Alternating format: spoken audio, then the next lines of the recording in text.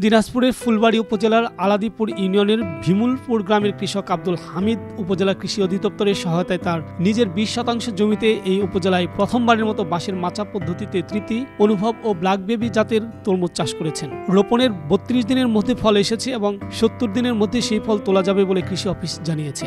এই তরমুজের বর্তমানে 56 দিন বয়স চলছে। এরই মধ্যে প্রতিটি তরমুজ প্রায় 4 থেকে 4.5 কেজি ওজনের হয়েছে।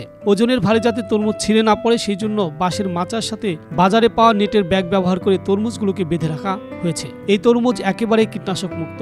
কীটপতঙ্গ মারার জন্য ফ্রামন ফাঁদ ব্যবহার করা হয়েছে।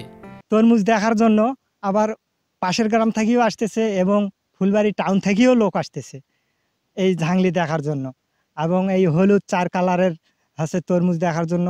আমাকেও জিজ্ঞাসা করতেছে যে ঝাংলির মধ্যে তরমুজ কি আছে আটকি থাকছে না কিভাবে ওগুলা আছে।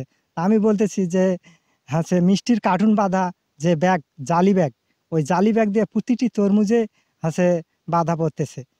আর না বাঁধলে তো 1 কেজিও হবে না, তাতেই ছিঁড়ে পড়বে। এই জন্য আমি হাফ কেজি হওয়ার সঙ্গে সঙ্গেই 250 গ্রাম অথবা 500 গ্রাম হওয়ার সঙ্গে সঙ্গে আমি বেঁধে যাচ্ছি। ওরা আসতেছে, ছবিও তুলতেছে, কালার তরমুজ ধরে ছবি তুলতেছে। হ্যাঁ, আরও পাশাপাশি আরও কৃষক ভাই চাচ্ছে যে আমরাও করব। আচ্ছা, এটা শুধুমাত্র ওষুধ খরচ খুব বেশি না, বেশি খরচটা হলো বাঁশের। যদি নিজস্ব বাঁশ থাকে তাহলে তো আরো ভালো, বাঁশের খরচটা সবচাইতে বেশি। এই তরমুজ চাষে খরচ কম, লাভ বেশি হবে বলে জানান কৃষি বিভাগ। মাটির তরমুজের তুলনায় মাচায় যে তরমুজটা হয় এটার মিষ্টতার পরিমাণটা অনেক বেশি, এবং এগুলো প্রত্যেকটা তরমুজ যেহেতু একটু মানে সাইজটা একটু ছোট আকারে আসে এবং অনেক তরমুজ ধরে, একটা গাছেই বা জায়গায় অনেক তরমুজ ধরে।